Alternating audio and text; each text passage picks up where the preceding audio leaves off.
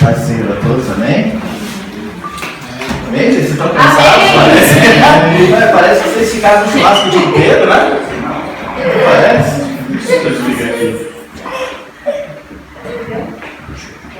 Gente.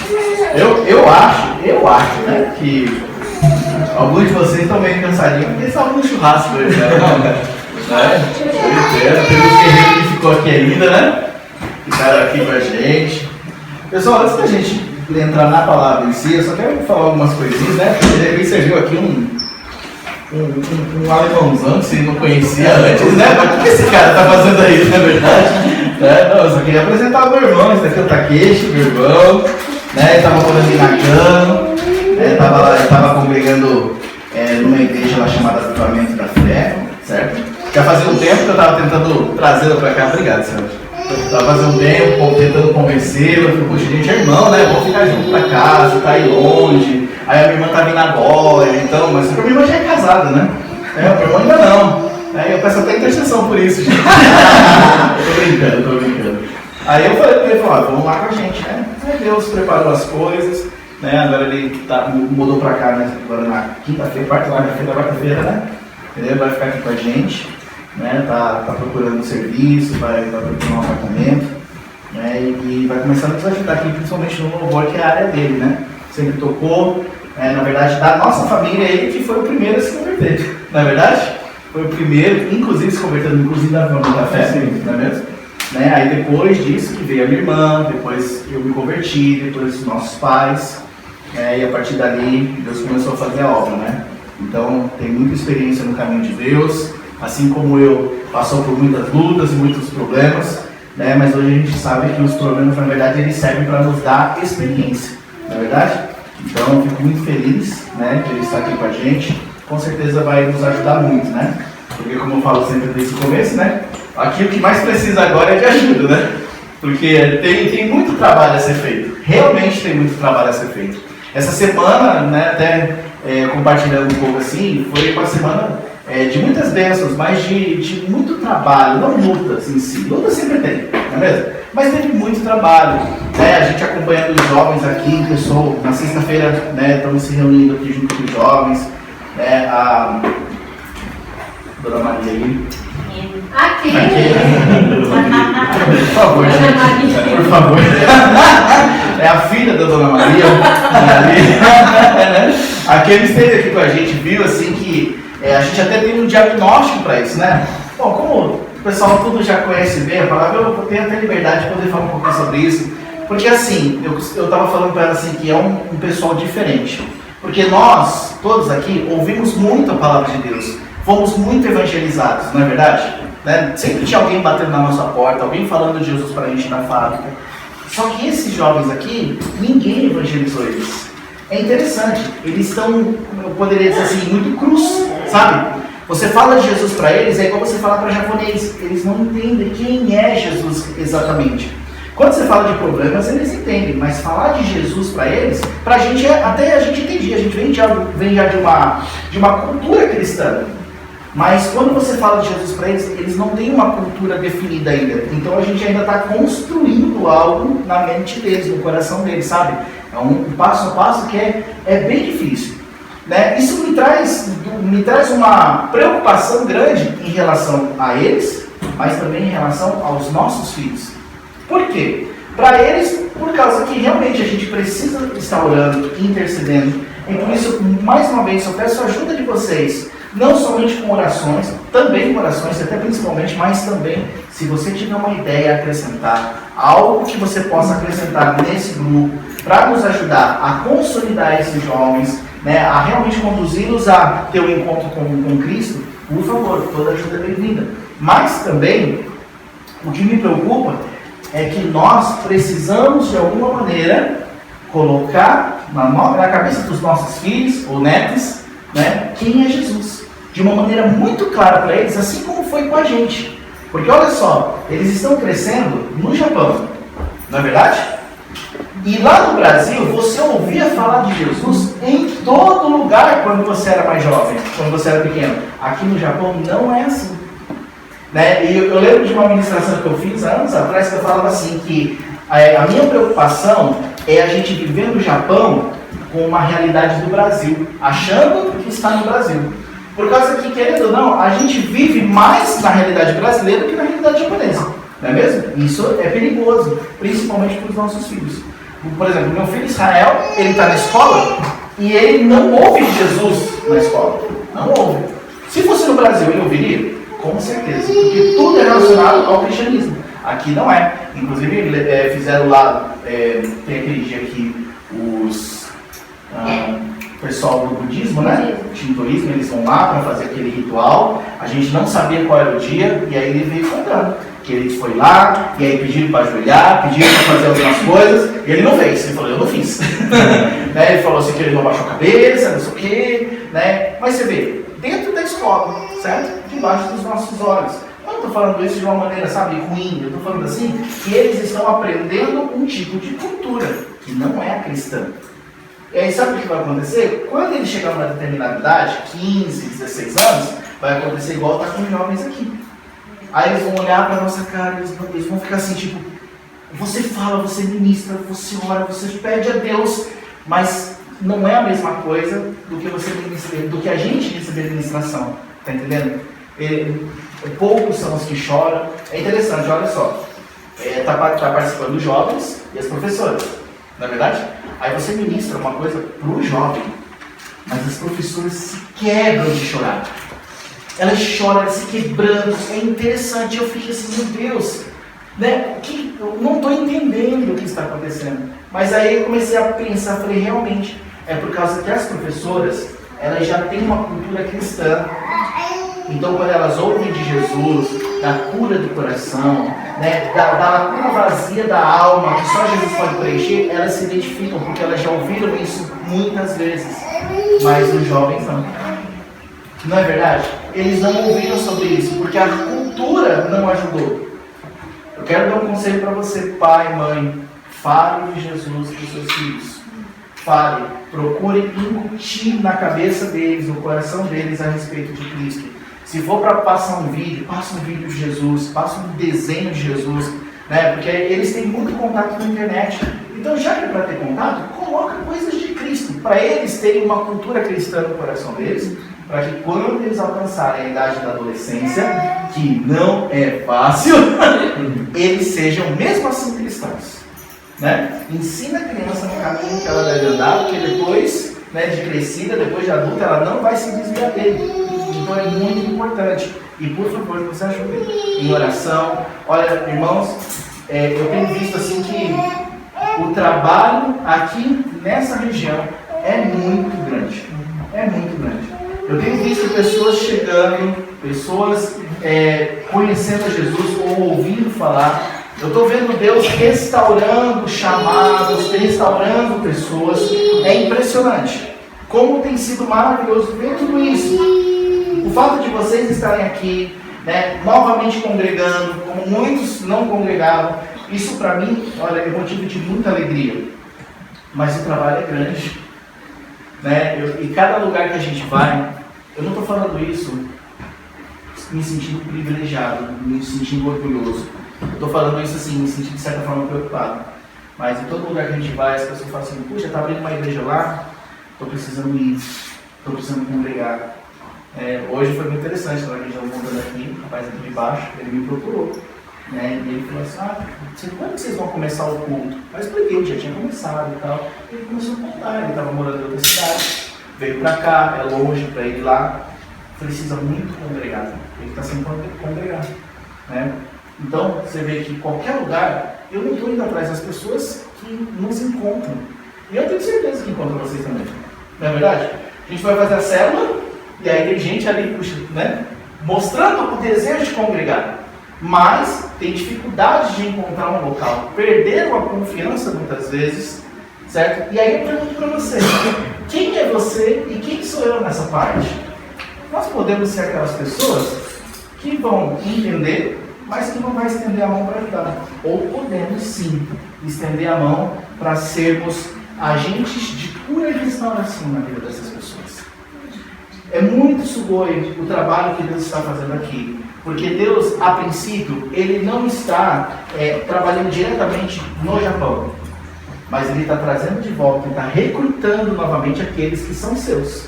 Está trazendo de volta aqueles que por alguma razão saíram, né, do caminho, entre aspas, né, porque pessoas não se desviaram, mas que pelo menos saíram daquele propósito.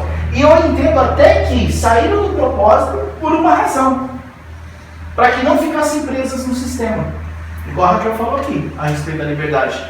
Mas aí o que acontece? Deus ele pega essas pessoas e ele começa a trazer de volta, agora de uma forma diferente, com uma visão diferente, num caminho diferente, com um sistema diferente. Não o sistema que foi elaborado lá atrás, mas o sistema de Deus realmente. Né? Eu estava dando um exemplo ontem a respeito da Torre de Babel, né? Porque na verdade assim, a Torre de Babel foi um empreendimento do homem, que Deus teve que desfazer. Por quê? Porque fugiu da visão de Deus. Ok? Fugiu. O homem ser empreendedor, né, igual os homens da Torre de Babel foram, isso é uma coisa muito boa. Não, o homem ele ser visionário é muito bom. O problema é quando se perde da visão de Deus. E aí Deus teve que desfazer aquilo. Eu vou falar alguma coisa para vocês aqui. Eu vou precisar falar. Lá atrás, né, eu conheço muitos pastores e lá atrás, Deus ele pegou e trouxe essas pessoas para o Japão. Né? E muitos de vocês sabem do que eu estou falando, porque vocês participaram disso. E igual eu estava falando ontem, Deus ele pegou e ele começou algo aqui nessa nação. Ele jogou as sementes no Japão. E muitos ministérios cresceram, muitos ministérios começaram, pastores que realmente abraçaram a causa do Japão e começaram a pregar o Evangelho. Nunca se viu tanto mover de Deus naquela época, das pessoas se reunindo, as igrejas japonesas se fortaleceram porque as igrejas brasileiras se uniram. Você pode ver que os locais de retiro, né, você que conhece a região lá de Arte, por exemplo, teve uns locais chamados Mikabe, Hamanako, lugares assim em Itinomiya, que foram lugares onde que as pessoas se reuniam muito, que eram lugares de japoneses que abriram para brasileiros. Então Deus ele começou a agir ali quando ele lançou aquelas sementes, para que o Japão realmente pudesse ser evangelizado. Só que o problema é que no decorrer das coisas, o homem ele começou a mudar a visão. Isso é uma realidade. Por quê? Por causa que o propósito de Deus era que realmente houvesse uma expansão. Só que o problema foi quando os homens começaram a cuidar do seu próprio reino. E começaram a cuidar da igreja como se fosse o seu reino próprio. E começaram, ao invés de mandar as pessoas e enviar e continuar aquilo que eles mesmos receberam, eles começaram a tentar construir e levantar uma torre até o céu, entre aspas, igual a gente viu lá na Torre de Babel. Certo? Só que o que aconteceu? Deus, na sua misericórdia, esperou, aguardou. Muitos de nós estivemos nesse caminhar, aguardando o tempo de Deus, esperando Deus mover, esperando as coisas acontecerem. Só que aí, passando o tempo, o que começou a acontecer? As pessoas começaram a sair das igrejas. Não é verdade? Elas começaram a sair por problemas, elas começaram a sair por desavenças, elas começaram a sair por uma série de fatores, por não concordar, por não isso, por não aquilo, se sentindo oprimida, se sentindo aprisionada, se sentindo dentro de um conjunto de regras, aonde que, se ela se encaixa naquele sistema, ela é bem-vinda, mas se ela não se encaixa, ela é colocada para fora, entende? Isso não é plano de Deus, não era o plano de Deus, né? E aí as pessoas começaram a sair, e hoje, gente, se bobear aqui no Japão também, tem mais cristãos fora da igreja do que dentro. É uma verdade. Quer ver? Analise aqui. Quem aqui que foi ganho para Jesus nessa igreja? Ninguém. Você já veio de outra igreja, de outro ministério. Eu tenho falado isso, que as igrejas não estão mais ganhando vidas. Está tendo uma rotação de membros. O membro sai daqui, vai para lá, sai daqui, vai para lá. Quem tem uma visão limitada vai achar o quê? Que as pessoas estão erradas. E eu poderia dizer que as pessoas estão erradas se estivesse acontecendo só em uma pequena parte. Mas e quando está acontecendo em todas as igrejas? Por que está acontecendo? Porque o sistema está falhando. Aquilo que Deus colocou no começo não está sendo cumprido.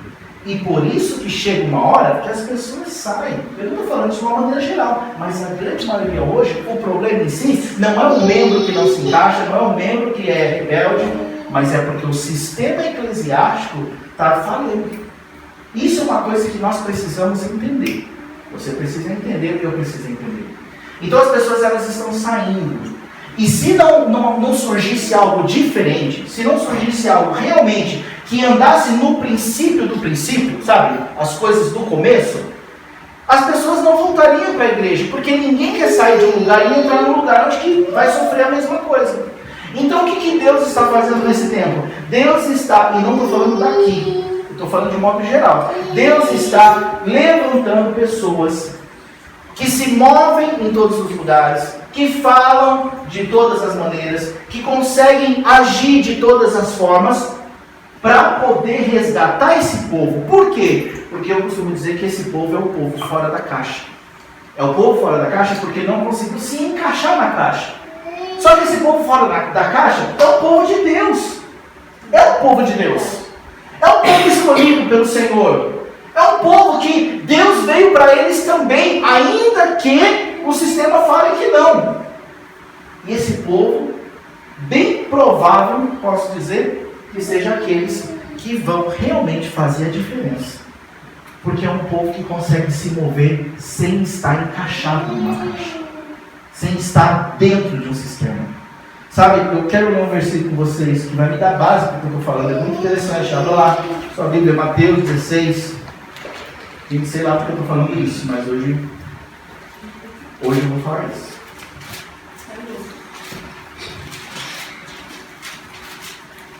Enquanto você abre, eu quero que você pense uma coisa. Existe algo que Deus preza muito, dá muito valor na sua vida e na minha. E sabe o que é? É a liberdade que Ele conquistou por você e por mim. Ele preza muito isso. Você sabe por que Jesus, ele tinha sei lá explicar, não posso dizer uma raiva, né? Uma ira pode ser, né? Porque ele fala ira, aí não, o que é isso, né? Então, ele tinha uma ira contra os fariseus, porque os fariseus, eles roubavam a liberdade das pessoas. Por isso que quando chegava com os fariseus, ele descia a lenha. Eu quero que você entenda isso. Olha só, Mateus 16, a partir do versículo 5 mesmo, fala assim, ó. Passando os seus discípulos para o outro lado, esqueceram-se de levar pão. Lembre-se disso. Disse-lhes Jesus: tomem cuidado com o fermento dos fariseus e saduceus. Eles discutiam entre si, dizendo: é porque nós não trouxemos pão. Jesus, percebendo isso, disse: homens de pequena fé, por que discutis entre vós sobre não termos trazido pão?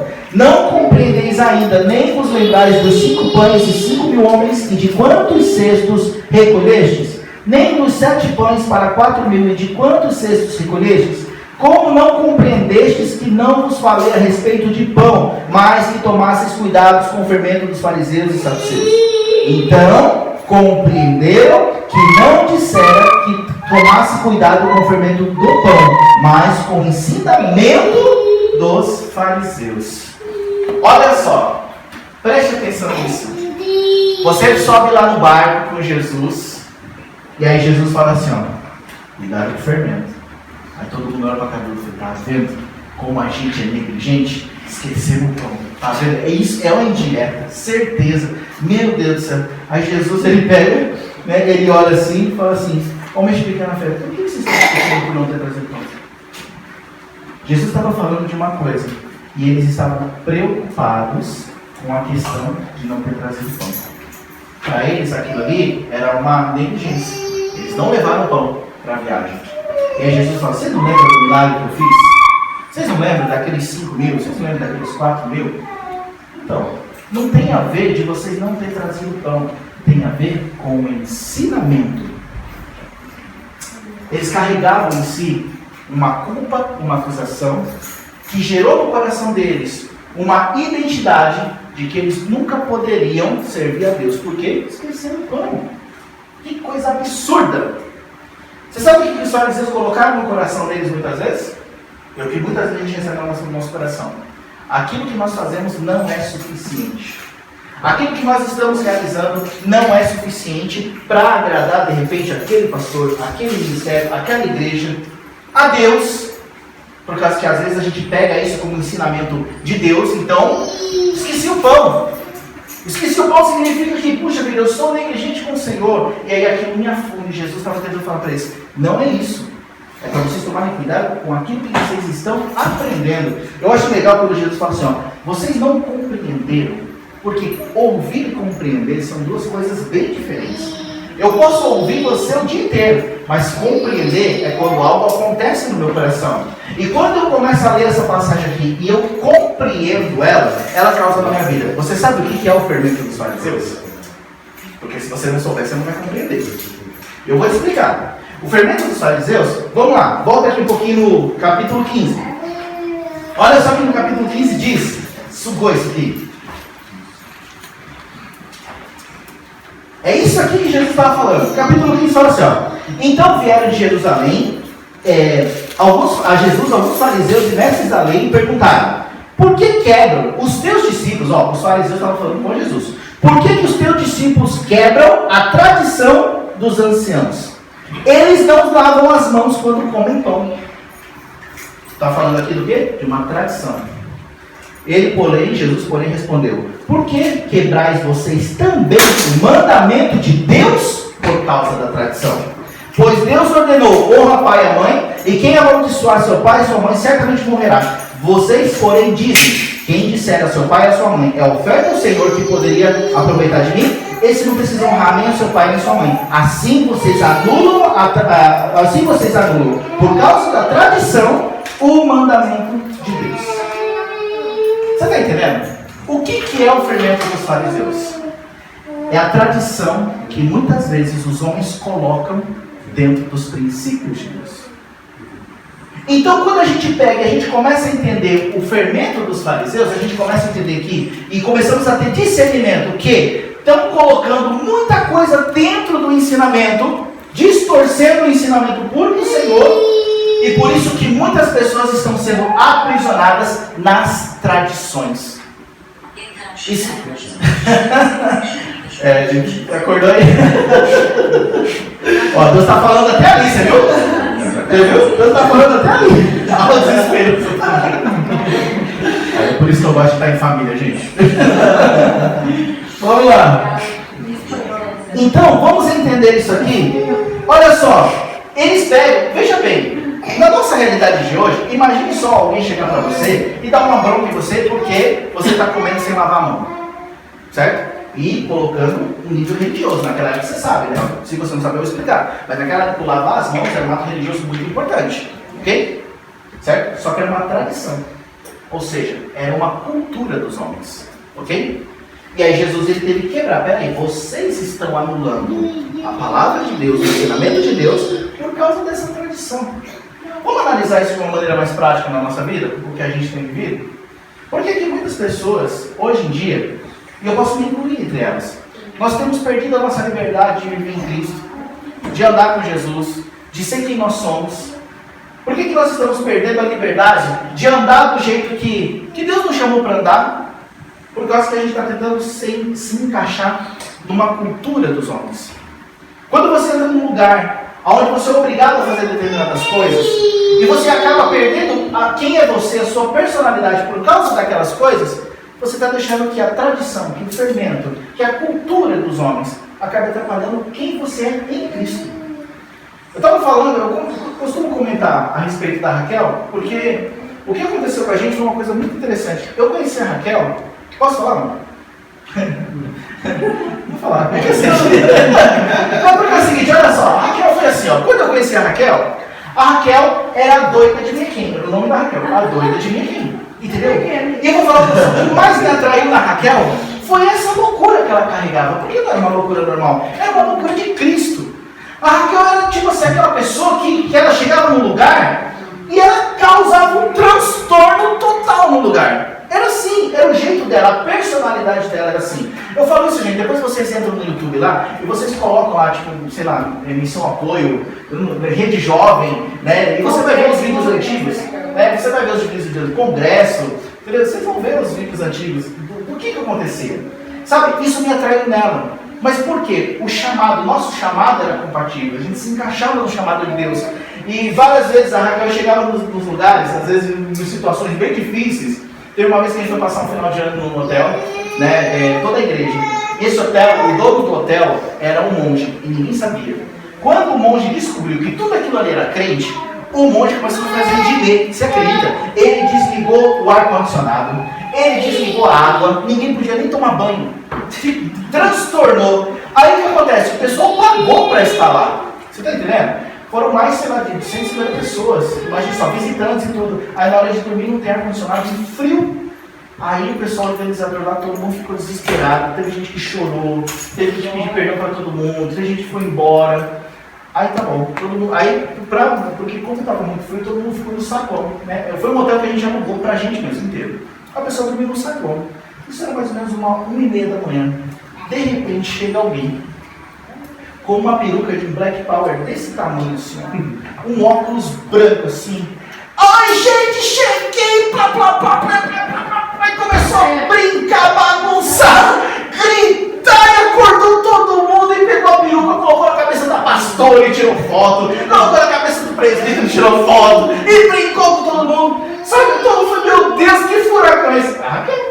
Chegou a Raquel. Chegou a Raquel. Eu não sabia que tinha cortado a ela não sabia, gente. Ela chegou assim, tipo, é festa. Entendeu? Feliz ano novo. Sabe, a gente ainda não era casado, né? A gente ainda estava na corte, né? Aí eles chegaram, ela chegou assim, mas ela causou, mas mudou o clima. O pessoal começou a rir, começou a brincar e tal. Eu falava, essa mulher é louca. Aí o pessoal, você vai casar com ela? Foi por isso, você tem que pensar muito pra isso. Porque eu não era assim. A Raquel me mudou muito, entendeu? Porque eu cresci num ambiente assim, de muita seriedade, de liderança. Nosso pastor era pastor presidente, sabe? Então todo mundo terno e gravata, tinha que ser sério, tinha que ser uma pessoa, sabe? Você tá do lado do presidente dando seu apoio, como se fosse grandes coisas, não querendo desfazer, mas assim, era uma coisa assim, sabe? Não era uma imposição, mas era uma cultura. Era uma cultura. Então você ficava ali, né? A gente veio de uma realidade de uma estratégia de liderança muito forte. Então aqueles que eram os líderes do pastor tinham que estar, né, na régua certinho e tal. E eu ia casar com a louca de quem? Entendeu? Então, tipo assim, quando a gente casou, aí tentaram colocar a Raquel naquela régua, naquele quadrado. E foram tirando as áreas da personalidade da Raquel. Não do caráter, porque caráter realmente a gente precisa deixar Deus trabalhar o nosso caráter, mas tiraram a personalidade da Raquel. Anos depois, eu não sabia com quem eu tinha casado. Eu olhava para a Raquel e a Raquel ela já não gritava mais no meio do carro, andando de lá para cá. Ela já não estendia a mão para fora para abençoar todo mundo. Ela já não gritava mais Jesus te ama na rua. Ela já não tinha mais vontade de evangelizar. Eu falei, meu Deus, eu sinto saudade daquela adoradora, louca, extravagante que eu tinha comigo. Porque a Raquel é o seguinte, ela pegava, ela de repente do nada, você ouvia ela gritaria dentro de casa. Não, era a Raquel orando, gritando, cantando, orando em línguas, pulando, no meio da casa. Sabe? Eu falei, é com isso daí que eu casei. E não tinha mais. Por quê? Começaram a tirar a personalidade da Raquel por causa de tradições. E aí a pessoa da Raquel começou a deixar de ser ela mesma. E eu percebi também, depois de muito tempo, que eu deixei de ser eu mesmo para poder me encaixar naquela realidade nova. E a pior coisa que tem é essa. Você deixa de ser você. Porque você tem que se encaixar numa tradição. Você tem que fazer coisas que não tem a ver com você. São coisas que têm a ver com os outros. E quando você não se encaixa naquela realidade, você é colocado para fora dela. Porque quem aceitaria a Raquel desse jeito? Nem eu comecei a aceitar. Eu falei, Raquel, você está errada. Raquel, você realmente, olha, para a gente poder alcançar esse nível aqui, você tem que mudar. Você tem que parar com isso. Você tem que se ajustar nisso. Olha, Raquel, a gente está andando do lado dos pastores. Olha, Raquel, a gente está no outro nível de autoridade. Você precisa isso, aquilo, outro. E o Toshio precisa disso, daquilo, outro. E daqui a pouco a gente estava tentando se encaixar numa capa que não era nossa. Lembra da história de Saul e Davi? Que Davi foi lá na sua simplicidade e só falou, não, vem aqui, toma aqui a minha armadura. E pá, e Davi não conseguia andar com aquilo. Só que Davi tirou aquela armadura. E às vezes a gente não consegue tirar. Porque a gente cresceu nessa realidade. Então parece que a única coisa certa é essa. Parece que a única coisa certa é essa. E aí a gente tenta durante um bom tempo ser o que a gente não é. Só que aí chega uma hora que a gente cansa. Chega uma hora que o sistema te coloca para fora. A música aqui junto. Né? Tem hora que o sistema ele pega e te coloca para fora. Né? Aí você quer cumprir o chamado de Deus, você quer fazer aquilo que Deus chamou para fazer, mas não dá. Você ainda não está compatível àquilo que é o ideal na tradição dos homens. Você parou para pensar numa coisa? Você sabe a história de Nicodemos? A Bíblia fala assim que Nicodemos era um fariseu, um dos principais dos judeus, que foi ter com Jesus de noite. Você sabe por que ele foi ter com Jesus de noite? Porque ele tinha medo de ele ser expulso da liderança, porque Jesus era o inimigo número 1. Você está entendendo? Mas espera aí, isso acontece hoje em dia nas igrejas. Isso acontece na nossa vida ainda. Às vezes, a gente vai ter com Jesus de noite, com medo de que de repente alguém venha nos podar. Você sabe o que é ter com Jesus à noite? É quando você faz as coisas com Cristo, nas escondidas, com medo dos homens. Você não pode ser você mesmo. Você tem que ser daquele jeito, daquele outro. Você não pode ser você. E aí você vai ter com Cristo à noite. Você sabia que tem gente que ora escondido? Você sabia que tem gente que ele vai para a igreja de um jeito, mas na sua casa ele fala, uau, aqui sim eu encontro liberdade. Isso não é bom. E quantas vezes a gente já foi assim? Quantas vezes você deixou de ser você mesmo porque iriam pensar de você isso ou aquilo? É ou não é? Quantas vezes você teve que, engolir coisas, porque senão ia te considerar rebelde? Olha, gente, eu fui assim. Eu ouvia coisas, a Raquel ficava indignada comigo, ela falou, por que você não responde? Eu falava, não. E sabe por quê? Por causa que senão ia ser considerado rebelde. Se eu perguntasse assim, mas pastor, presbítero, irmão, por que isso? Por que nós temos que fazer? Pronto. Você não pode perguntar por quê. Porque senão você é considerado rebelde. Então quer dizer que eu vou me matar, vou me jogar ali e vou dar minha vida. E nem saber o porquê que eu vou dar minha vida? Eu acho que a gente tem o direito, vou me jogar junto com as pessoas, mas pelo menos eu quero saber o porquê. Vou me jogar do paraquedas, mas por que eu vou me jogar? Vou dar minha vida por uma causa, mas por que eu vou dar? Isso não é ser rebelde. Mas a gente aprende que é ser rebelde. A gente aprende que a honra, nós temos que honrar o nosso pastor, nós temos que honrar a nossa liderança. E a gente honra. Mas não é porque a gente tem que honrar o pastor, é porque a Bíblia fala para a gente honrar um ao outro. Mas só que a gente aprende que a gente honra. Mas a honra de volta também não tem. E aí a gente aprende, a gente começa a viver numa prisão. Quando você vê, você perdeu o seu jeito, você perdeu a sua personalidade, você perdeu até os seus gostos. Eu não sei você, mas eu já acompanhei pessoas que não sabiam o que Deus queria para a vida delas na questão do seu chamado, por causa que elas estavam aprisionadas pelo pastor. Olha, eu mesmo, vou contar aqui a minha história. Durante anos, eu achei que o meu chamado era ser um evangelista. E até o pastor Pedro falou aqui, sobre ser evangelista.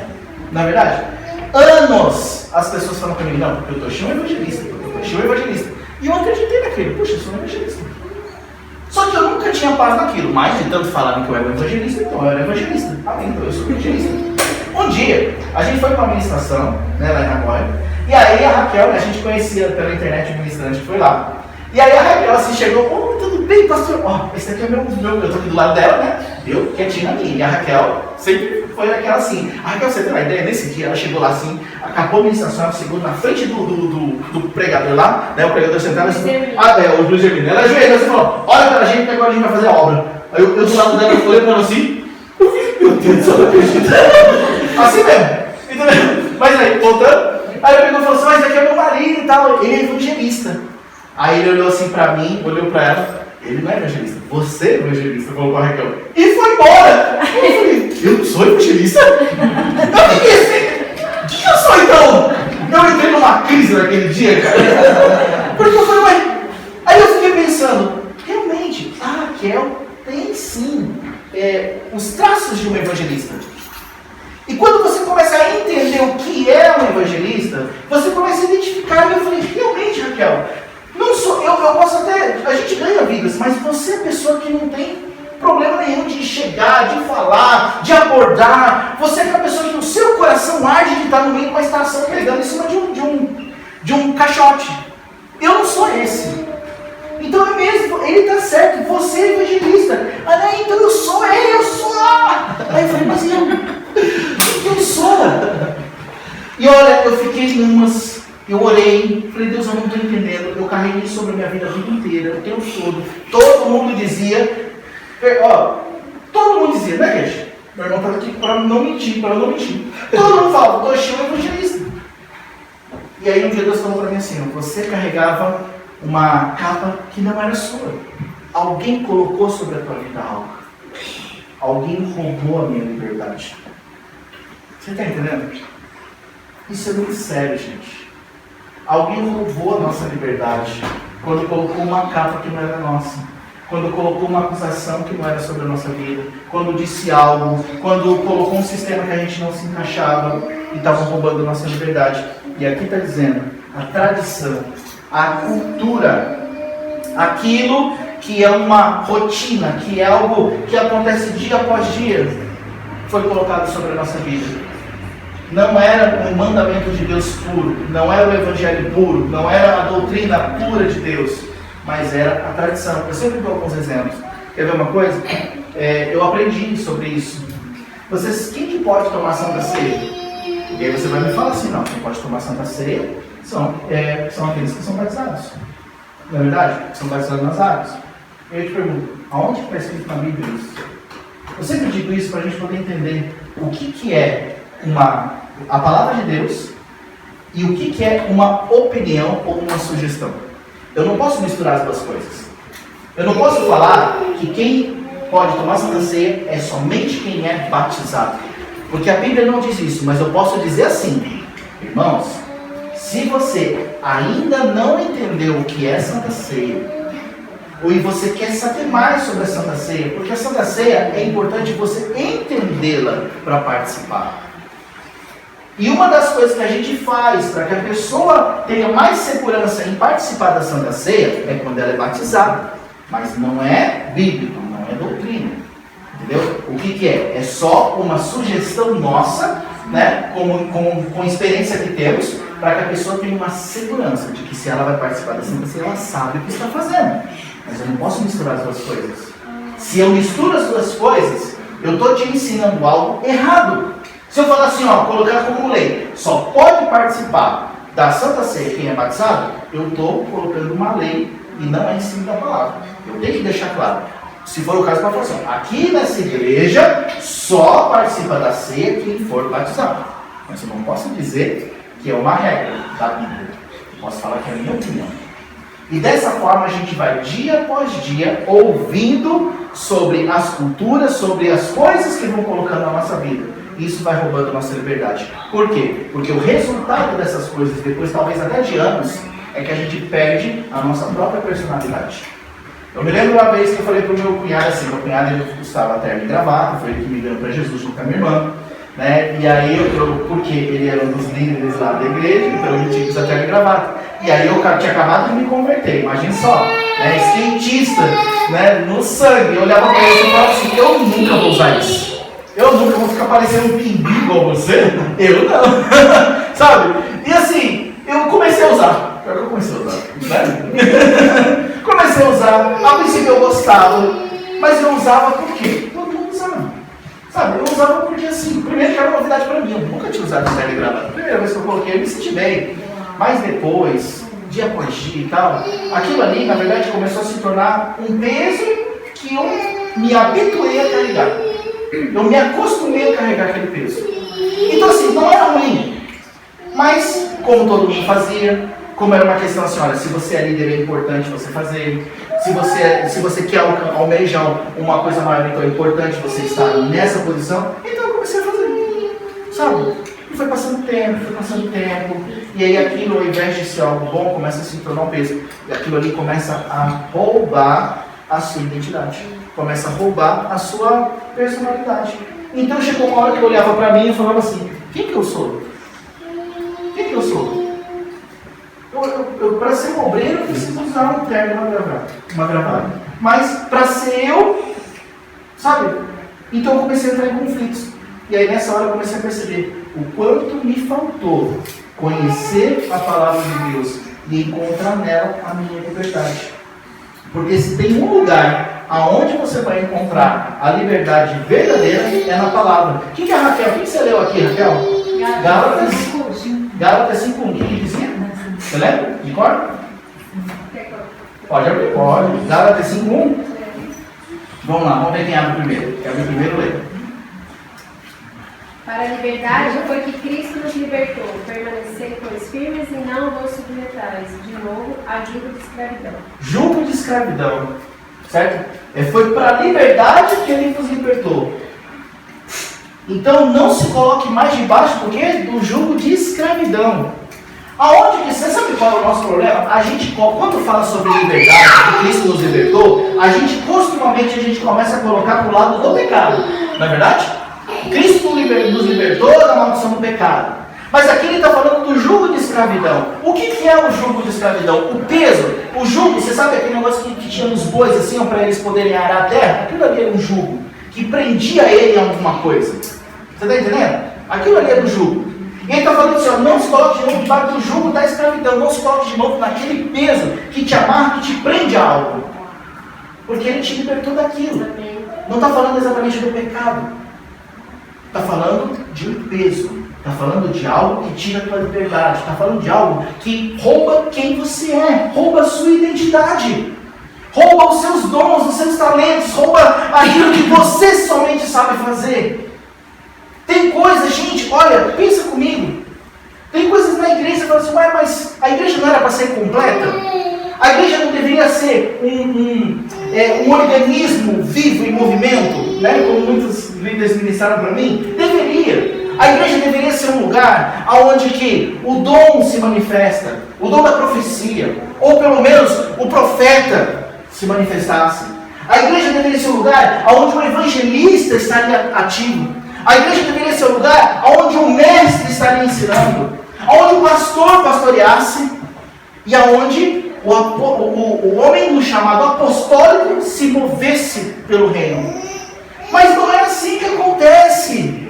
E por que não acontece? Por causa que um jugo de escravidão vem sobre as pessoas de tal maneira que até quando eu falo você se sente incapaz de fazer isso.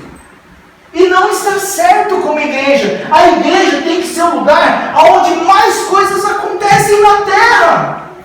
Não deve ser um lugar de escravidão. Deve ser um lugar onde quando você se reúne como igreja para poder adorar o Senhor, buscar o Senhor, Deus se mova no nosso meio. Mas muitos de nós estamos vindo de lugares onde nós somos aprisionados e machucados. E ainda sentimos as machucaduras do jugo de escravidão. E por isso que quando nós estamos sentados num lugar, tentando nos recuperar de todo esse tempo de escravidão, nós nos sentimos incapazes. Eu quero falar uma coisa para vocês. Deus está querendo começar um novo tempo na sua vida. Eu quero falar uma coisa. Deus está querendo fazer algo novo a partir de você. Não é de mim, não é dessa igreja, é de você. Vou falar uma coisa, gente, preste atenção. Eu tenho um ministério. Eu sou da Missão Apoio, eu nasci ali, sabe? Mas só que eu não entendo uma placa de igreja como algo que vai mudar a minha vida. Placa de igreja para mim é igual um nome. Seu nome é como? Aquele! Ai, gente. Você é aquele. Eu sou do Gil. Nosso sangue é vermelho do mesmo jeito, né? Nós temos olhos do mesmo jeito, no mesmo lugar, orelha no mesmo lugar, a minha maior que a sua, né? Vamos mudar de assunto, você não sabe que a sua olha para a minha orelha, mas é verdade, entendeu? O nosso nome muda, mas nós somos seres humanos. É a mesma coisa, você sabia que a igreja também deveria ser assim? A Assembleia, Avivamento, aquela, fulano, isso, apoio, seja lá qual for, só pode mudar, mas todos nós somos iguais. E não somos. Por que nós somos? Aonde foi que o ensino ficou errado nesse caminho todo? A gente precisa analisar isso na nossa vida, sabe por quê? Por causa que nós estamos perdendo tempo de cumprir com o chamado maravilhoso de Deus. O chamado de Deus é maravilhoso. A obra de Deus, ela não traz peso. Ela não traz peso. Irmãos, eu falo para vocês, honestamente, de todo esse tempo que eu estou aqui, hoje foi um dos melhores dias da minha vida. De ver todo mundo junto, da gente brincar. E para mim foi libertador, porque foi uma das primeiras vezes que eu pude ser quem eu sou, do jeito que eu sou, da maneira que eu sou. Amém. Sem precisar me esconder de ninguém. As pessoas me olham e falam assim, puxa, tem uma cara de aventureiro esse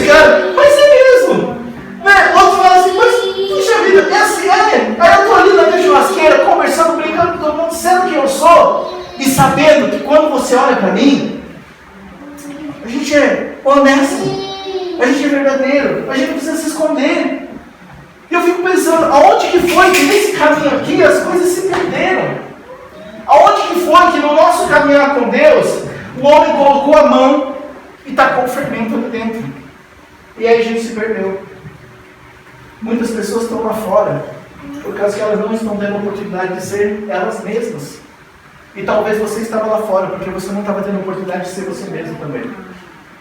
Só que eu quero te falar uma coisa, não dependa dessa igreja, não dependa dessa placa. Seja você mesmo. Faça o teu chamado ser cumprido. Caminhe com Deus na liberdade que Ele te dá, do jeito que Ele te dá. Por causa que eu vou te falar, se todo mundo fosse igual, a gente seria insuportável. É por isso que a gente é diferente um do outro. Porque os diferentes se completam. Os diferentes se completam. Um quebra-cabeça, ele tem as suas peculiaridades. As peças não podem ser todas iguais. Elas têm que ser diferentes, porque os diferentes eles se encaixam e se formam. Você está entendendo? E é isso que a gente tem que entender. Nós precisamos entender. Você é diferente sim. Você tem problemas sim. Sabe, que são diferentes dos meus. Você também tem um chamado que é diferente do meu. Você sabe por quê? Por causa que a gente precisa se completar. O corpo de Cristo é um corpo. Ele não dá o exemplo do corpo. Ele fala assim, ó, se o pé falar pro outro que eu não te quero e tal, não sei o quê, qual é o mais importante? Você tirar um dedinho, um midinho aqui, que parece que não serve pra nada, você quer tirar, arrancar do seu pé? Você não quer. E se ele tira, todo o corpo sente. Não é assim? E todos são diferentes, nem um lado do seu rosto é igual ao outro.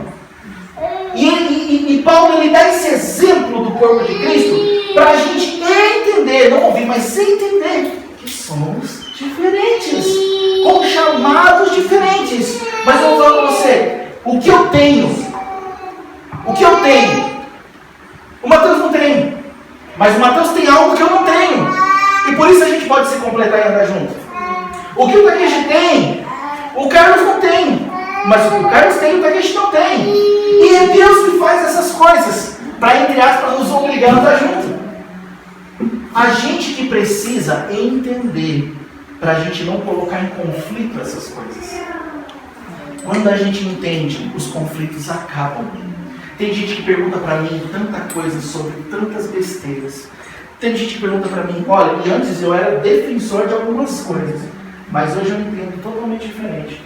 Tem gente que pergunta para mim sobre brinco, sobre tatuagem, sobre dízimo, sobre oferta, sobre frequência na igreja, sobre ir para o culto, entendeu? Tem gente que pergunta para mim, por que vocês gravam os cultos? Entendeu? Tem gente que fala assim, porque a Apple é de Satanás. Você acredita? Tem mas é todos os dias um monte de coisa, sabe? Então, peraí, aí tem vezes que eu falo assim, então peraí, você quer que eu seja igual a quem? Fala aí. Você quer que eu seja igual a você? Então fala para mim, o que você pensa? E às vezes nem a pessoa sabe o que ela quer. É impressionante. Ela quer que você se encaixe num padrão, mas nem ela tem padrão. Porque nem ela sabe o que ela quer. Então a gente precisa voltar aqui para a palavra. Você sabe quem que vai te dar a resposta de tudo? É a Bíblia. É Deus. É a sua oração, o seu jejum, o seu joelho no chão. É Ele falar diretamente com você e Ele formar o seu coração, o seu caráter e restaurar a sua personalidade. E não os homens. Se você perguntar a minha opinião para coisas, eu tenho a minha opinião. Ok? Mas a minha opinião, ela não conta muito. O que tem que contar na sua vida é o que Deus pensa de você. Eu estava falando com meu irmão no carro, esses dias a gente matando a saudade, conversando sobre as coisas de Deus. E uma das coisas que a gente falou foi sobre isso. Tipo assim, a gente precisa formar, deixar Deus formar o nosso caráter e a nossa personalidade de volta. Para a gente saber quem nós somos. Para que a nossa imagem seja formada de acordo com Deus e não de acordo com as pessoas. Por quê? Por causa que eu falo assim que a Bíblia fala, né? Que Deus escolheu as coisas que não são para confundir as que são. Deus escolheu as coisas loucas e desprezíveis e tal, para poder confundir as outras. Não é verdade? Pois bem, às vezes, a gente foi daquelas pessoas que fomos massacrados devido aos nossos problemas, às nossas lutas, às nossas opiniões, à nossa maneira de pensar. Pessoas, por exemplo, que foram consideradas rebeldes, por quê? Porque falavam o que pensavam. Não é mesmo? E aí dentro das igrejas, onde que ela não tem espaço para agir, o que ela fazia? Ela era separada. ninguém queria falar com ela. Eu ouvi relatos assim, ninguém quer falar comigo dentro da igreja. Está entendendo? Por quê? Por causa que quando você é verdadeiro, a minha honestidade, né? A minha transparência, ela machuca as pessoas, ou às vezes as pessoas não estão dispostas a ouvir. E eu já vivi isso, gente. Eu já vivi. E é ruim demais. De repente a pessoa não quer falar com você por causa disso. Entende? Só que aí você acaba recebendo aquela informação de que as pessoas não querem falar com você porque você é o problema. E aí a sua personalidade, o seu caráter, a sua identidade é formada com aquilo. E aí eu vou falar para você, a culpa é nossa muitas vezes, porque a gente não volta para a palavra. Por causa que em todo lugar você vai encontrar coisas assim que vão falar com você, mas você tem que encontrar em Deus o que Ele fala a seu respeito. Amém. E você combater com esses pensamentos, com essas setas, contra os dardos inflamados, para que você não comece a andar sobre aquilo. Olha só, às vezes você está aí no seu dia a dia, e aí você pega, e você ouve todos os dias que você é uma pessoa inútil, que você não serve a obra de Deus, e ali o inimigo está falando na sua cabeça, ele está jogando dados na sua cabeça, e você ouve aquilo, e você não combate contra aquilo. E é lógico que vai chegar no final do dia, você vai acabar acreditando no que ele está falando. Só que o que a Bíblia diz a seu respeito? Ah, Toshi, mas é verdade, olha só a minha situação. Eu quase não venho para a igreja. O meu problema está lá na minha família, o meu problema está lá nos meus filhos. Olha aí, ó. Isso, aquilo, sabe? Mas o que a Bíblia diz a seu respeito? O que Deus está falando a seu respeito? O que Ele diz a respeito da sua situação? Ele fala que a sua situação vai te destruir? Ele fala que a sua situação nunca mais vai acabar? Não, Ele não diz isso. Ele diz que você é mais que vitorioso em Cristo Jesus. Ele diz que os planos dele sobre você é planos de paz e não de mal. Ele fala que Ele tem os olhos sobre você. Ele fala assim que o seu nome está escrito nas mãos dele. Ele fala tanta coisa boa a seu respeito. Ele fala tanta coisa boa a nosso respeito. O problema é que quando vem essas coisas ruins, eu não rebato elas com a palavra de Deus. Então eu tenho que pegar aquilo que Jesus estava dizendo ao meu respeito e falar assim, ó, Satanás, não é assim. Ele está falando aqui na palavra dele que Ele me ama, que eu sou filho, herdeiro, co-herdeiro com Cristo, estou assentado nas regiões celestiais. E isso vai fazer com que a realidade do meu respeito mude. E aí eu não vou mais ser aprisionado debaixo de um jugo, debaixo de um peso de escravidão. Então, por mais que um pastor, um líder, uma pessoa influente venha e fale alguma coisa a meu respeito, eu posso respeitar sim aquele homem de Deus, mas eu não vou carregar esse jugo sobre a minha vida. Eu não vou carregar. Você não precisa carregar. Você não precisa mais andar dessa maneira. Você pode, porque a palavra de Deus diz que você pode desenvolver um chamado, desenvolver o ministério que Deus te deu, voltar novamente a queimar no seu coração por aquilo que Deus te chamou para fazer. Você não precisa desanimar. Você sabia que desânimo é uma escolha? Assim como todas as outras coisas. Mas só que o entendimento do desânimo, sabe por quê? A gente, olha só, vamos lá. Quem aqui não tem altos e baixos que atira a primeira pedra? Todos temos altos e baixos. É ou não é? Ok. Olha só. O profeta está aqui e falou assim para mim uma coisa. Sabe lá o eletrocardiograma? O eletrocardiograma, como que ele é? Para cima, para baixo. Para cima, para baixo. Para cima, para baixo. Eletrocardiograma não é só para cima. Porque aí você monta pressão alta. Não é verdade? E também não é só para baixo. Quanto menos assim, reto. Aí já era. Não é verdade? Aí foi. Então o que significa altos e baixos? Que você está vivo! Aleluia. Você está entendendo? Não, você não está entendendo. Porque se você estivesse entendendo, você pelo menos daria um sorriso, pelo amor de Deus. Você não está entendendo. Isso me deixa muito louco, gente. Por causa que a minha vida inteira eu ouvi dizer que altos e baixos era ruim. E não é ruim. Quer dizer que você é ser humano. Quer dizer que você é normal. Todo mundo tem altos e baixos. Sabe qual é o problema? É que a gente recebe esse raio desse fermento dos fariseus. E aí a gente acredita naquilo que a gente ouve falar. E aí a gente se condiciona aquilo. E por causa dos seus altos e baixos você não pode. Por causa dos seus altos e baixos você não consegue. Como é que você vai cumprir o chamado de Deus se você tem altos e baixos? Não vai. Tem que esperar. Espera as coisas se encaixarem, espera se ajeitar, espera o tempo de Deus, deixa Deus trabalhar no seu caráter. Vem aqui, vamos fazer uma disciplina para 15, vamos fazer uma campanha, vamos fazer um, sabe? Mas você nunca vai sair desse altos e baixos, gente. Nunca. A gente não vai sair. Essa semana talvez você passou por altos e baixos. Essa semana passada talvez você passou. Isso quer dizer que você está vivo. Isso quer dizer que você está vivo. Isso é normal. Deus não escolhe os melhores, porque se fosse para escolher os melhores, a gente não estaria aqui. Né? Eu canso de falar sobre isso, mas vou falar de novo. Se eu fosse Deus, você sabe quem que eu escolheria para ganhar o Japão? O dono da Sony, o dono da Toyota, o dono da Mitsubishi. Você acha que ele escolheu para rapaz igual eu? De jeito nenhum. De jeito nenhum. Lógico, pensa, se você fosse Deus, você ia escolher quem para ganhar o Japão? Só que você vai escolher um cara de influência. Eu já vou direto na família imperial. Por que eu vou ficar escolhendo assim? Os brasileiros não fazem nada na vida. Vou escolher justo a família imperial lá. É ou não é? Por que Deus te escolheu? Porque Ele errou, claro. Não. Por causa que Ele nos ama. Porque Deus é assim. Ele escolhe os altos e baixos. Ele escolheu Pedro.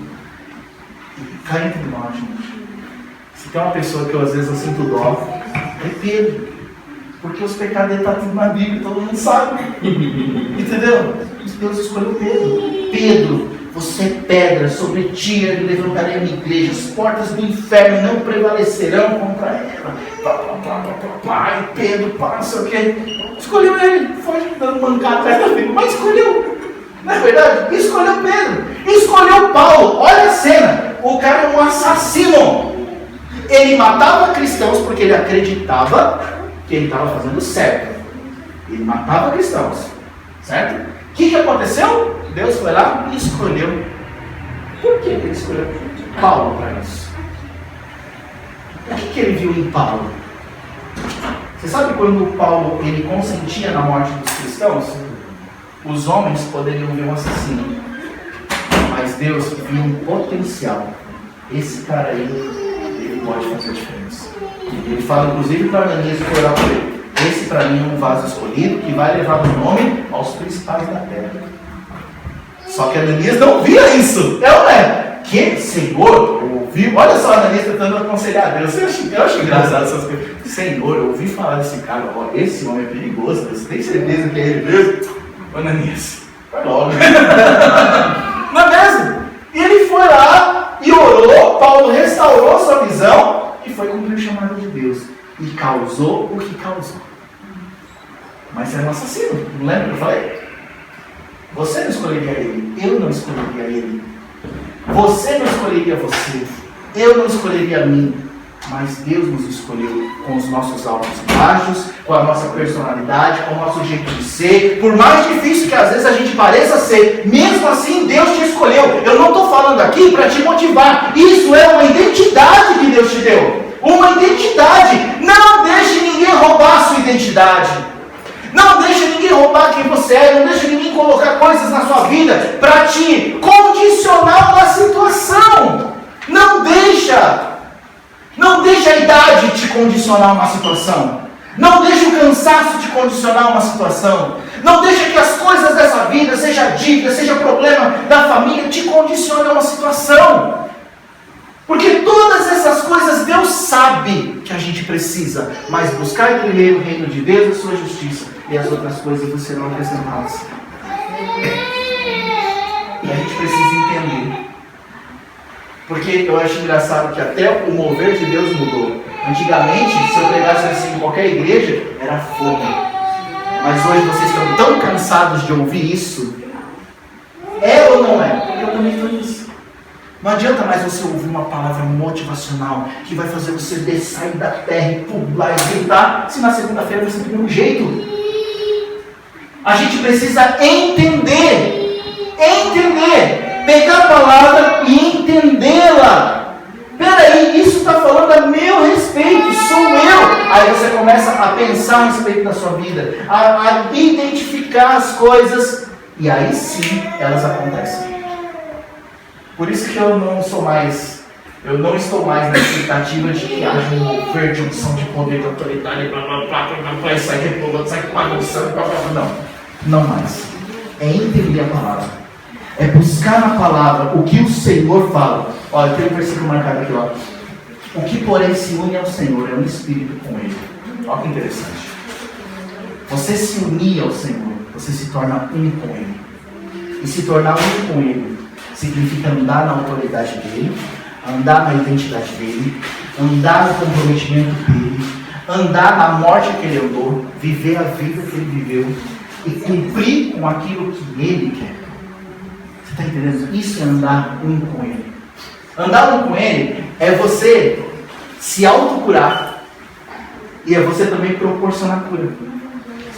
Porque olha só, Jesus ele teve todas as tentações para se magoar, para se chatear. Mas ele não cedeu às tentações para isso. Não é verdade? Todos nós, num nível ou no outro, já fomos machucados. É uma verdade. Só que você e eu temos a experiência necessária para saber como fazer para nos curar. É uma verdade. Lembra daquela situação que te magoou? Você sabe como fazer para sair dela. Sabe essa resposta que você está dando ao chamado de Deus, que não é positiva, por causa do que você viveu? Você sabe como mudar isso. Sabe ou não sabe? Sabe. Nós sabemos. Nós já sabemos como fazer. E é essa a nossa vantagem. É essa a sua vantagem. Como este homem e mulher de Deus, que Deus está recrutando nesse último tempo, é essa a sua vantagem. É que você já tem a experiência do caminhar com Deus. Você só precisa colocar em prática. Entendê-la. Sabe por quê? Existe sim um chamado, um clamor de Deus retido, esperando a nossa posição. Existe um algo de Deus que já está preparado sobre a nossa vida, sobre a minha e sobre a sua. Já está preparado, esperando a nossa atitude, esperando o nosso posicionamento, esperando a gente falar assim: Deus, pode vir, pode vir. Está ali. Você já ouviu falar sobre isso, né? Que nada do que a gente pede para Deus, Deus ainda vai preparar. Não é verdade? Deus não é igual aquela sua amiga ou seu amigo, que você fala que você vai visitá-lo e ele vai preparar todas as coisas para te receber. Não é. Deus, ele já tem tudo preparado. Se está preparado, por que não acontece? Porque eu não estou preparado. Então eu preciso me preparar. E a preparação começa do coração. A preparação começa daqui, ó. Aonde que colocar o fermento em mim? E a preparação está em buscar a cura e a restauração do meu coração. A preparação está em eu olhar para dentro de mim mesmo e começar a me posicionar com Deus. E aí as coisas começam a acontecer. Às vezes gradativas, passo a passo, e às vezes total e imediata. A questão é sim, são contas. O que você vai fazer com isso? Nesse momento que a gente vai orar, sabe? Realmente ora. No momento, sabe, isso daqui não é somente uma liturgia. Entendeu? Isso daqui é um momento realmente que pode mudar as nossas vidas. Eu quero trazer a tua lembrança que um dia você foi num apelo, você foi num altar e Deus tocou a sua vida. O altar ainda fala, sabia? O altar ainda move. O altar ainda responde. Um dia você levantou a sua mão e Deus fez algo na sua vida. Eu quero te lembrar uma coisa: o levantar de mão ainda funciona. Ainda funciona. Não seja tão endurecido a ponto de repente não se render ao que Deus está colocando. A não ser que você não acredite que Deus está falando. Aí tudo bem. Mas se você acredita que Deus está falando, então não resista à voz do Senhor. Porque o altar ainda fala. Ouvir o altar, não é que eu vou convidar você, eu não estou falando para te preparar para vir, tá, gente? Mas eu estou falando o seguinte, que ouvir o altar ainda muda vidas, ainda transforma corações. O se mover dando uma resposta ao Senhor ainda faz as coisas acontecer. O milagre ainda acontece assim. Ainda acontece. E eu ouço milhares de pessoas falar assim: mas Gil, por que eu tenho que ir lá na frente? Mas não, você não tem que ir lá na frente. Se a coisa funcionou para você sentado, não precisa vir na frente. Mas se não funcionou, então o que você tem a perder? Não é verdade? Você sabia que eu já fui orgulhoso de não sair do meu lugar, mas nem se me empurrasse? Eu não vou lá na frente, eu não preciso ir lá na frente. Foi 3 semanas que eu passei por isso. As 3 semanas foi engraçado. 3 pregadores de frente pregando a mesma coisa, o mesmo versículo, a mesma passagem. Falando sobre, para você não resistir ao Espírito Santo. Não resista ao Espírito Santo. E eu estou ali. Na terceira vez eu não aguentei. Aí eu falei assim, Deus, eu estou bem aqui, por que eu tenho que ir lá na frente? E aí eu me calei, aí eu ouvi o pregador falando assim, mas o que você tem a perder? Aí eu peguei, meu Deus, pastor, foi assim, saí devagarzinho, sem ninguém ver, né? Todo mundo foi, depois eu fui. Aí fui lá e me coloquei lá na frente, coloquei a mão no coração. E aí nessa hora Deus ele gosta de te expor, né? Aí o pregador saiu lá da frente, catou minha mão, colocou a mão no meu peito. E ele orou por todo mundo baixinho, mas por mim ele quase empurrava pra chorar. Mas eu nunca fui tão tocado na minha vida. Eu não senti vergonha. Eu não senti vergonha. Deus tirou o peso. Deus falou assim, ó, eu vou arrebentar o teu orgulho hoje contigo. Porque você é muito orgulhoso, cara. Você precisa mudar isso. Porque senão você nunca vai pra frente. Sabe? Eu tive que mudar. E Deus me mudou. O altar ainda fala. O altar ainda fala. O levantar de mãos ainda abençoa as pessoas. Você respondeu o chamado de Deus, ainda funciona. Recupere essa fé. Recupere essa esperança. Eu não quero números dentro dessa igreja, gente. Eu não me importo com isso. O que me importa, sabe o que é? É você ser feliz no chamado de Deus. É você ser feliz na sua vida. Se eu tiver uma pessoa aqui, eu falo do mesmo jeito. Eu falo isso porque um dia estava eu, seu anjo, seu Toshio e Raquel. Não, eu acho que é Raquel. E eu preguei do mesmo jeito. Como se tivesse 1 milhão de pessoas. E para mim não importa. O que me importa é a gente ser feliz, é você ser feliz com Deus. Isso me importa, isso importa ao Senhor. É você ser você e ser feliz do jeito que você é. E fazer a obra de Deus do jeito que você é. Porque do jeito que você é, você vai abençoar um monte de gente. Você vai alcançar um monte de pessoas do jeito que você é. O altar ainda fala. Não deixe as coisas passar. Vamos ficar de pé um pouquinho? Eu não vou chamar ninguém aqui na frente, gente. Não vou. De verdade, não vou. Não falei isso para te preparar, não. Não vou. A gente vai orar. Só isso. A gente vai orar. E a gente vai orar para que Deus te leve de volta para a origem. A gente vai orar para Deus te conduzir de volta, para você lembrar quem você é, para eu lembrar quem eu sou.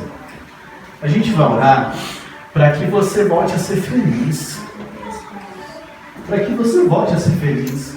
A gente vai orar para que você volte a irradiar a presença de Deus como você fazia.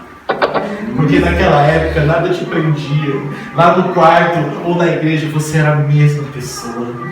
E você era aquela pessoa que Deus gostava de estar.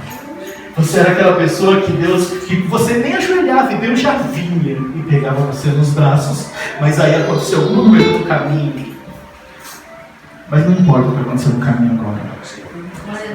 Só volta para lá, meu irmão. Volta para lá, meu irmão. Volta para lá.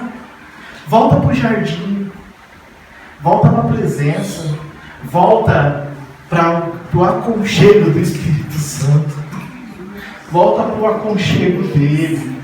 Não estou falando para você que você está desviado. Não. Eu estou falando para você voltar a irradiar a alegria do Senhor. A alegria do Senhor é sua força. Era quando você chorava de alegria. Era quando era tudo maravilhoso.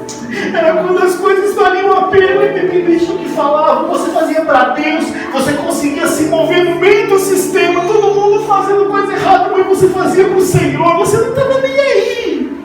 Você era feliz. Lembra disso? Você era feliz. Oh, Jesus. Traz de volta essa alegria, Senhor. O Senhor não mudou, Jesus. O Senhor não mudou. O Senhor não mudou. O Senhor continua sendo o mesmo. O Senhor continua amando. O Senhor continua, Deus, acreditando. Deus, por favor, cura os corações. Leva de volta, Senhor, para o conchego do teu braço, do teu colo. Leva de volta, Senhor Deus. Restaura a esperança, restaura a alegria. Restaura, Senhor, os corações dessa hora. Restaura, Jesus. Meu Deus, nós temos tanta saudade. Nós temos tanta saudade. O Senhor, no começo, o Senhor nos aceitou como a gente era. Nós queremos voltar a ser quem nós somos. Nós queremos voltar a ser, ó Deus, aquilo, o propósito original, o plano original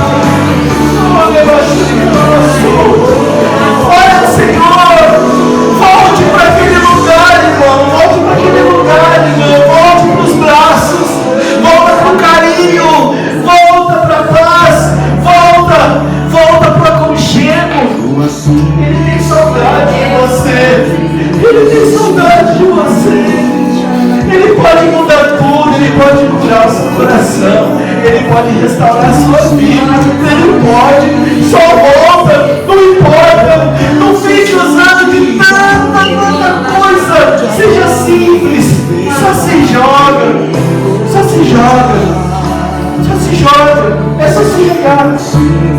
Aumenta um pouquinho, amor, aumenta um pouquinho.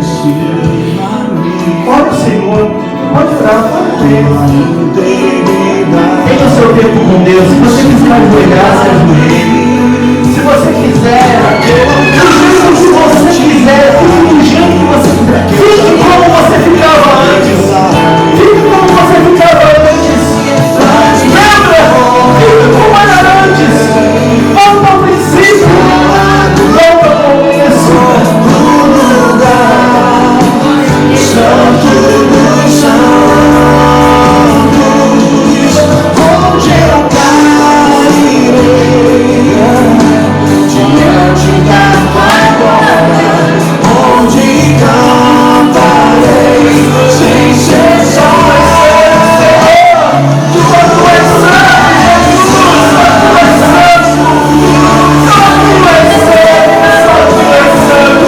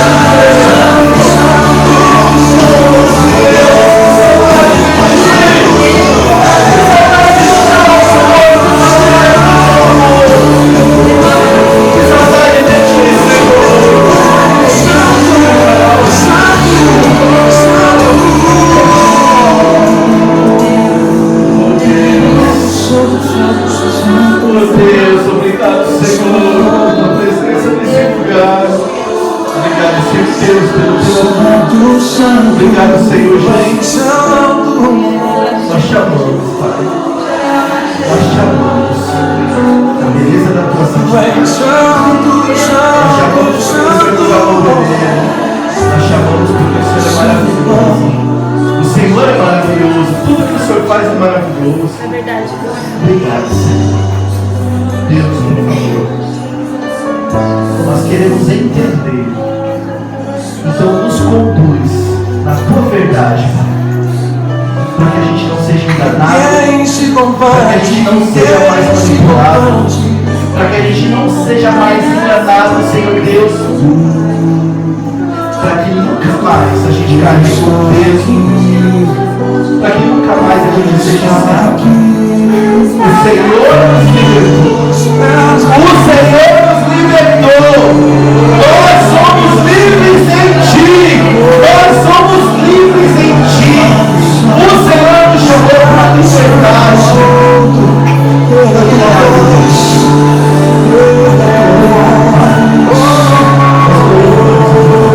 Faça a sua Pai. Faça a sua adoração. Agradecemos pela palavra. Agradecemos.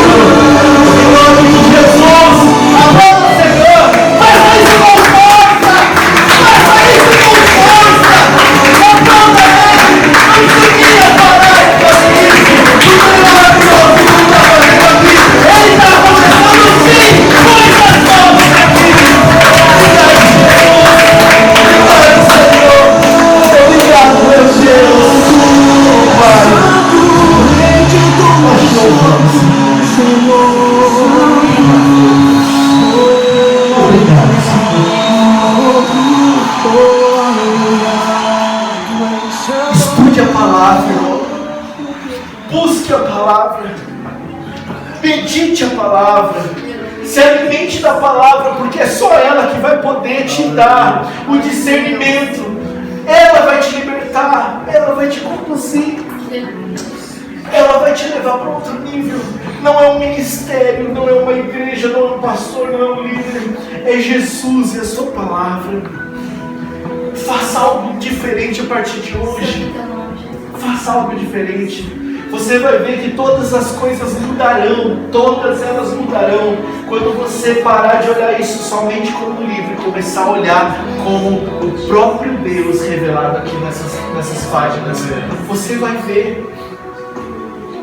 Estude a palavra, busque ela, medite, ore a palavra, declare ela na sua vida, na sua casa, na sua família. Coisas novas podem acontecer. Todos vocês são detentores de promessas, de profecias, de chamado de Deus. Todos vocês. Eu poderia dizer assim, não sei, posso me enganar, mas eu acredito que todos vocês já receberam uma palavra direcionada do Senhor. Ele não mudou na palavra dele. Escute bem, ele não mudou na palavra dele. Ele não mudou no que ele falou para você. Não mudou no que falou para vocês. Não mudou no que falou para você. Não mudou no que falou para o pessoal do fundo ali. Não mudou para vocês aqui. Não mudou nem para mim. Não mudou. Ele continua afirmando. E o que ele falou é puro, verdadeiro. E que traz paz e alegria. O que ele falou. O que aconteceu depois disso não é obra dele. Não é obra dele. Porque ele não te daria algo e te tiraria da sua mão. Não é verdade? Então lembra do que ele deu. O que ele deu é verdadeiro, puro e agradável e vai abençoar as nações. Busque por isso que ele te deu. Espere nisso que ele falou que te daria. E você vai ver as coisas acontecer. Glória a Deus. Você pode falar? Pode. Na sua igreja eu posso falar? Pode, amém? Senti de Deus de compartilhar com a Amém. igreja. Não tenho hábito de fazer isso, me perdoe em nome de Jesus. Mas eu creio que Deus está no controle de tudo. Amém. Talvez aqui poucos me conhecem. Eu sirvo a Deus já faz 17 anos. E sempre servi a Deus com fidelidade a Deus. Sempre procurei fazer algo verdadeiro para Deus. Andei por vários ministérios. Praticamente me decepcionei com Deus.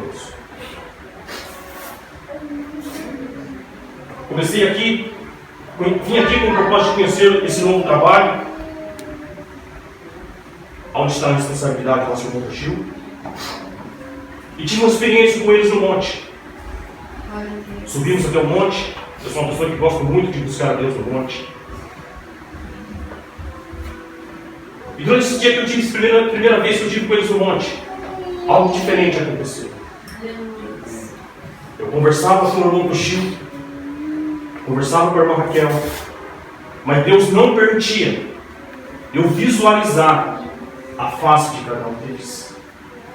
Eu apenas ouvia a voz e sabia que era eles que estavam lá, mas Deus não permitia eu visualizar o rosto deles. Como eu gosto muito de monte, naquele momento me deu um desejo de continuar no monte e buscar naquele dia uma explicação para aquilo. Mas Deus não me encorajou naquele momento a ficar aí. Porque não era tempo de Deus dar a resposta para aquilo. Nós temos que entender que há tempo de nós buscar e há tempo de nós receber. Compartilhando com a minha esposa em casa, a minha esposa, a pessoa que mais conhece a minha caminhada com Deus, e ela me disse: Deus simplesmente quer que você não fique olhando para os homens. Eu entendi o que minha esposa disse, mas eu queria receber uma resposta de Deus. Glória a Deus. De Deus. Fiquei no meu silêncio, na minha forma muitas vezes de buscar a Deus, e hoje Deus me responde. Por isso eu me quebrando novamente. Todos nós que estamos aqui temos uma história de uma caminhada com Deus. Todos nós tivemos, como já foi dito aqui, altos e baixos na nossa caminhada com Deus. O Espírito Santo de Deus me levou a dizer para cada um de nós, principalmente começando pela minha vida, que nós devemos dizer com a autoridade de Deus, que até aqui nos ajudou o Senhor. Até aqui nos ajudou o Senhor. A vontade do inimigo da nossa alma era que nós tivéssemos se perdido por completo. Mas independente de estar congregando ou não, Deus guardou a nossa vida. Deus guardou a nossa vida física. Deus guardou a nossa vida espiritual. Por isso devemos dizer, até aqui nos ajudou o Senhor. Qual é o propósito de Deus nisso tudo aqui? É que eu e você começamos a olhar somente para Deus. Não vamos olhar para o irmão Toshio? Não vamos olhar para a doida de Mequém? Não é isso que Deus quer. Não olhe para o irmão Silva. Não é isso que Deus quer. Não é isso que Deus quer. Primeiramente, Deus quer que nós olhemos para nós mesmos. Reconhecendo toda a nossa fraqueza diante de Deus. Todas as nossas necessidades do perdão e da misericórdia de Deus. E automaticamente, olhando somente para Ele. E começar, através dele, olhando para Ele, a caminhar de novo. A caminhar de novo. Que Deus certamente fará o melhor de Deus na nossa vida.